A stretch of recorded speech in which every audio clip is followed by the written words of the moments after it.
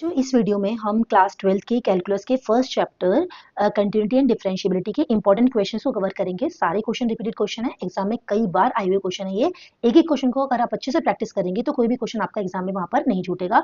आप सारे क्वेश्चन को बहुत अच्छे से करके आएंगे। स्टार्ट करते हैं आज का पहला क्वेश्चन।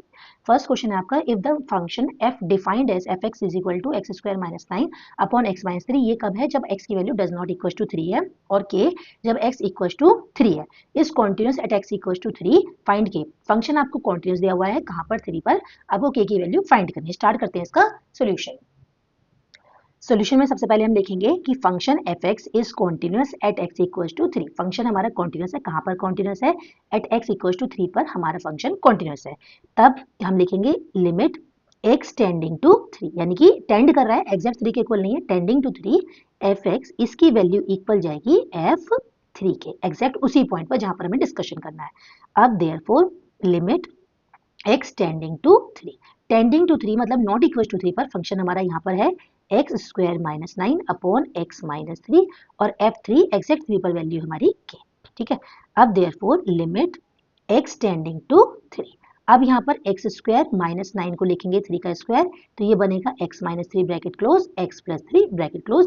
ये क्लास 8th में पढ़ा हुआ है, a square minus b square वाली आइडेंटिटी हमने लगा दी, x माइनस 3 इक्वल टू के। अब x माइनस 3 से x माइनस 3 कैंसिल हो जाएगा, देयरफॉर x इक्वल टू 3 हम पुट कर देंगे, तो 3 प्लस 3 इक्वल टू के। तो देयरफॉर हमारा आंसर कितना आ गया?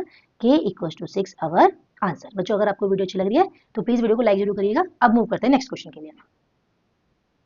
सेकंड क्वेश्चन है हमारा, फॉर व्हाट वैल्यू ऑफ के की किस वैल्यू के लिए फंक्शन जो ये पूरा गिवन है ये कॉन्टिन्यूस होगा एट एक्स इक्वल टू 0। अब x इक्वल टू 0 पर हमारा फंक्शन कॉन्टिन्यूस है, सबसे पहले हम लिखेंगे F X is continuous at X equal to 0। Function हमारा कॉन्टिन्यूस है, तो इसके बाद therefore limit x tending to कहां पर? 0 पर। जैसे पहले वाले क्वेश्चन में 3 आया था, इस वाले क्वेश्चन में 0 आ जाएगा। एफ एक्स इक्वल टू हो गया हमारा f0। टेंडिंग का 0 का मतलब ये है कि 0 की तरफ जा रहा है, हो सकता है कम हो सकता है ज्यादा हो, लेकिन एक्जैक्ट 0 के इक्वल नहीं है। तो अब ऐसे में ये बनेगा लिमिट x टेंडिंग टू 0, तो हमारा फंक्शन नॉट इक्वल टू 0 पे ये वाला आएगा। यहाँ से हम लिखेंगे sine 5x upon 3x plus cos x equal to exact 0 पर वैल्यू कितनी है? k।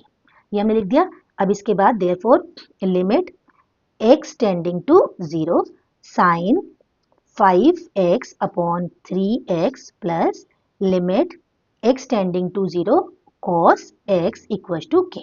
अब यहाँ पर ये जो वैल्यू है जब हम पुट करेंगे तो ये बनेगा हमारा 0/0 फॉर्म, 0/0 फॉर्म, जो कि इंडिटरमिनेंट फॉर्म होती है, क्लास 11th में आपने पढ़ी हुई होगी। इसे लैपिटर रूल से सॉल्व करते हैं। जब हम यहाँ पुट करेंगे प्लस, जब यहाँ पे पुट करेंगे तो 0 रखेंगे तो वैल्यू 1 आएगी, ठीक है, इक्वल टू के। अब ऐसे वाले केस में इस वाले पार्ट को हम फिलहाल स्किप कर रहे हैं क्योंकि ये मैंने सिर्फ समझाने के लिए लिखा है। लिखना कैसे है, इसको सॉल्व करना है लैपिटर रूल से।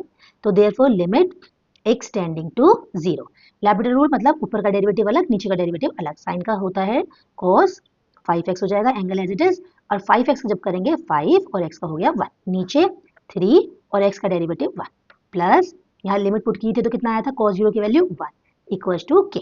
देयरफॉर अब यहाँ 0 पुट करेंगे तो cos 5 इंटू 0। अब ये जो पूरी है ये वैल्यू बच्चों से आगे करना है, कहीं यहाँ पे से एंगल में ले लो, एंगल सिर्फ इतना है, ये वाला न्यूमेरिकल पार्ट है, आगे आ गया, अपॉन 3 1 जा 3 प्लस 1 इक्वल टू के। अब ये बना 5, 0 की मल्टीप्लाई हो जाएगी तो cos 0 की value 1 upon 3 plus 1 equal to K. तो अब हमारी k की वैल्यू कितनी आ गई? k equal to 5 upon 3 plus 1 upon 1 ले लो, तो k इक्वल टू 3, एलसीएम लेंगे यहाँ पर तो डिवाइड करेंगे 5 और यहाँ डिवाइड करेंगे 3 1 जा 3, तो k की वैल्यू आ गई बच्चों हमारी 8/3। This is our answer. ठीक है, इस तरीके से हम क्वेश्चन को इजीली सॉल्व करेंगे। आपको क्वेश्चन अच्छे लग रहे हैं, समझ में आ रहे हैं, तो आप इन्हें बार बार प्रैक्टिस जरूर करिएगा। अब मूव करते हैं नेक्स्ट क्वेश्चन के लिए। बच्चों नेक्स्ट क्वेश्चन है हमारा, डिटरमाइन वैल्यू ऑफ के सो दैट द फंक्शन, ये फंक्शन पूरा गिवन है, लेस देन 0 पर वैल्यू ये है, ग्रेटर देन 0 पर वैल्यू ये है, और इक्वल पर भी वैल्यू 3 है हमारी, continuous at x equal to 0 पर। ठीक है, तो सबसे पहले स्टार्ट करते हैं इसकी राइटिंग। क्वेश्चन में हमें दिया हुआ है फंक्शन हमारा कॉन्टिन्यूस है, तो हमने लिखा F X is continuous at X equal to 0, function हमारा कॉन्टिन्यूस है। लेकिन अब की बार हमें लेस और ग्रेटर इक्वल, तीनों कंडीशन अलग अलग दी हुई हैं। ऐसे वाले केस में इसे लिखते किस तरह से? ऐसे में लिखेंगे कि इसकी लेफ्ट हैंड लिमिट और राइट हैंड लिमिट और value of the function at that point, जो भी पॉइंट है 0, तीनों पर ये बराबर है। ठीक है, एक तरीका तो वो है जो हमने फर्स्ट और सेकंड क्वेश्चन में लिखा है, एक तरीका ये है जब लेस और ग्रेटर होते हैं तो इस तरीके से ओपन करते हैं, जब डज नॉट और इक्वल दो केस दिए होते हैं तो जैसे फर्स्ट और सेकंड क्वेश्चन में किया है ऐसे करते हैं। अब लेफ्ट हैंड लिमिट मतलब कि limit x tending to 0 minus, जो भी यहाँ पॉइंट होता है वो minus, F X equals to limit x tending to 0 plus, right पे प्लस करना होता है तो जो भी यहाँ पॉइंट है उसमें एफ एक्स और equal to F zero, exact zero पर वैल्यू हमारी 3 है। ठीक है, अब सॉल्व करने के लिए हम इसको भी ले सकते हैं, इसे भी ले सकते हैं और इसे ले सकते हैं। अब वो हमें देखना कैसे है, अगर हम यहाँ पर ग्रेटर लेते हैं तो ग्रेटर और इक्वल दोनों पर 3 है तो इसके साथ इसे लेने से हमारा क्वेश्चन सॉल्व नहीं होगा, तो हम क्या करेंगे, इन दोनों को साथ में सॉल्व करेंगे क्योंकि तीनों इक्वल है, इक्वलिटी है तीनों की, तो इन दोनों को साथ में सॉल्व करेंगे। फिर से सुन लो बच्चों, इसको साथ में क्यों लिया, क्योंकि ग्रेटर और इक्वल दोनों पर 3 है, 3 इक्वल टू 3 करके हमारा क्वेश्चन सॉल्व नहीं होगा,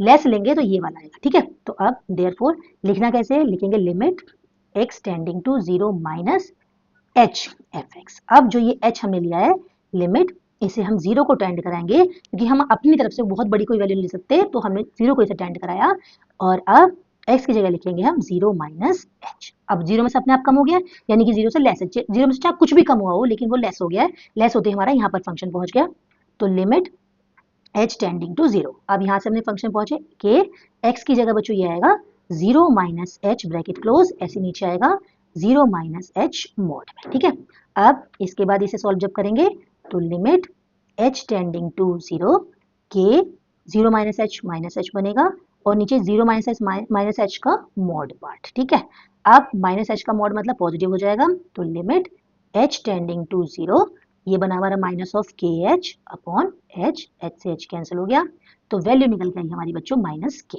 ठीक है, ये हमारा ये वाला पार्ट था जो हमने सॉल्व करके निकाल दिया। देयरफॉर जब हम इसे इक्वल रखेंगे इसके तो minus K equal to 3, therefore K equal to minus 3 is our answer. इस तरीके से इजीली हम क्वेश्चन को सॉल्व कर सकते हैं बच्चों, बहुत इंपॉर्टेंट क्वेश्चन है, बोर्ड में ये क्वेश्चन आएगा ही आएगा। अब नेक्स्ट वीडियो के लिए